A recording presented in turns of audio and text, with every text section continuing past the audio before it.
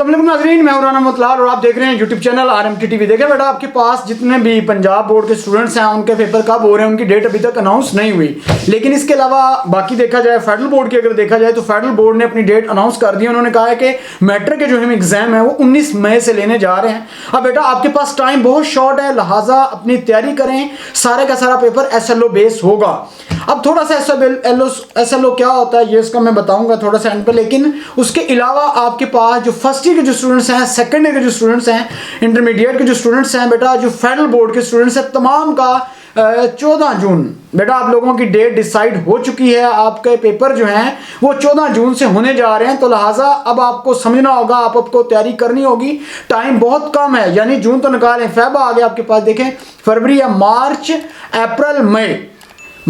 अप्रैल मई यानी 3 महीने देखा जाए, 3.5 महीने तकरीबन 3.5 महीने हैं जिनके अंदर आप देख लें। अगर देखा जाए टोटल अगर देखा जाए तो मेरा मानना यह सिर्फ टोटल 100 डेज बाकी हैं पेपर होने के अंदर। आपके सही तौर पे देखा जाए तो सिर्फ 100 दिन रह गए हैं पेपर होने में। तो आपके पास अब तैयारी करने के लिए कोई और चांस नहीं है बेटा।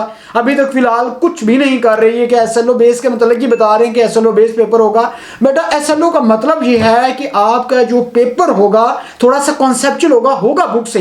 लेकिन अब ये कुछ बच्चे ये भी कह रहे हैं कि सर आपके पास इन्होंने तो बताया हुआ है कि 4 बुकें हैं, 6 बुकें हैं, किस बुक से पेपर आएगा ये भी सवाल है। लेकिन बेटा अभी तक तो किसी का भी एक्सपीरियंस नहीं है, अभी तक किसी का एक्सपीरियंस नहीं है। तो इस साल पेपर होंगे, प्रैक्टिकल होंगे, फिर पता चलेगा कि आगे होने क्या जा रहा है, आगे आपको पास किया जाएगा या फेल किया जाएगा, किस तरीके से मार्किंग होगी, ये तमाम चीजें होने जा रही हैं। ठीक है, इसके अलावा जो आपकी मार्किंग है वो ऑनलाइन मार्किंग कैसे होती है ये भी मैं ऐसे मतलब नेक्स्ट वीडियो में इंशाल्लाह आपको बताऊंगा कि ऑनलाइन मार्किंग कैसे होती है। तो ये भी आपको समझना जरूरी होगा, और किन सब्जेक्ट की ऑनलाइन मार्किंग होगी और किन सब्जेक्ट की फिजिकल मार्किंग होगी ये भी मैं आपको बताऊंगा लेकिन नेक्स्ट वीडियो में। लेकिन आपको बेटा डेट बता दी है 19 मई 9 10th के जो स्टूडेंट्स हैं उनके लिए, और 14 जून जो है वो आपके पास है फर्स्ट ईयर सेकंड ईयर के स्टूडेंट्स हैं उनके लिए।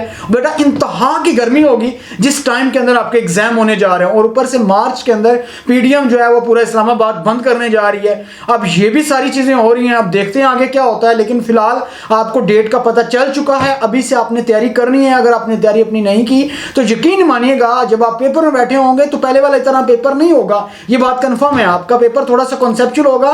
क्यों इसलिए किया है इन्होंने, सारा कॉन्सेप्चुअल करने जा रहे हैं कि पंजाब बोर्ड के अंदर देखा है तो वहां पे बहुत से बच्चों के 1100 में से 1100 नंबर आए हुए। हालांकि पंजाब बोर्ड के अंदर होना चाहिए था, हालांकि फेडरल बोर्ड वाले कर रहे हैं। अब ये आया कि ओवरसीज जो पाकिस्तानी स्टूडेंट्स हैं उनका क्या होगा, उनके लिए भी बड़े मसाइल हैं, कोई शक नहीं है। बहुत से बच्चे हमसे रब्ता करते हैं कि सर हमारे तैयारी नहीं है, बहुत से आप किस तरीके से तैयारी करें, कैसे पेपर आएगा, कुछ भी नहीं पता और वो भी परेशान है। लेकिन बेटा आप कुछ भी नहीं कह सकते, जो भी आप पढ़ रहे हैं अच्छे तरीके से पढ़ें, जो भी कॉन्सेप्ट है उसको समझें। अगर आपने इसको समझ के नहीं पढ़ा तो यकीन मानिएगा पेपर अटेम्प्ट नहीं कर सकते। आपको सवाल आता भी होगा, अपने टॉपिक याद भी किया होगा, लेकिन आप क्वेश्चन अटेम्प्ट नहीं कर सकें क्योंकि क्वेश्चन जो दिया होगा उसका अंदाजा आपको कैसे पता चलेगा ये भी मैं आपको बता दूं। फेडरल बोर्ड की ऑफिशियल वेबसाइट पे जाइएगा, आपको वहां पे मॉडल पेपर्स अपलोड कर दिए गए हैं और मॉडल पेपर के साथ उनके सॉल्यूशन भी अपलोड किए गए हैं। आपको अंदाजा हो जाएगा अच्छा किस तरीके से क्वेश्चन पूछा जाएगा। लेकिन एक बात कन्फर्म है बेटा, इतनी भी कोई बड़ी बात नहीं है। जो लाइक स्टूडेंट्स हैं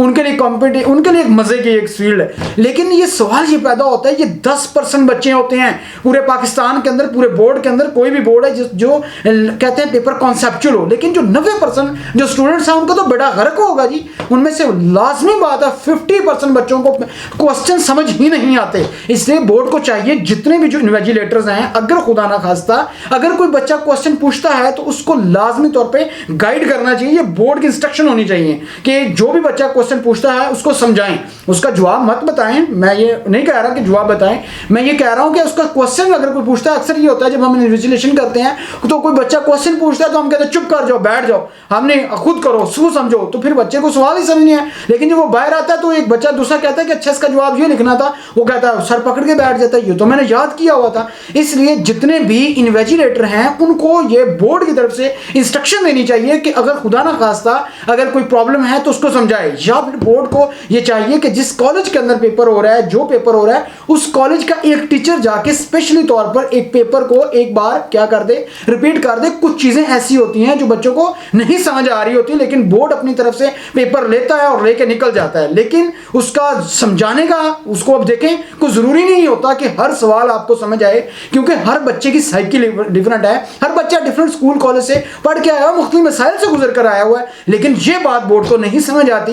लिहाजा इनको सोचना होगा, ये समझना होगा कि बच्चों का ये मुस्तकबिल है, और इसके अंदर अगर आपने ये चेंज नहीं की, जिस तरीके से आप बहुत सी चीज़ों में चेंज लेके आ रहे हैं, तो इस चीज़ के अंदर भी चेंज आनी चाहिए। मेरा मानना यह है। अब तक के लिए इतना ही, अपना ख्याल रखिएगा, लेकिन लास्ट में हमारे चैनल का भी ख्याल रखिएगा। Thank you very much.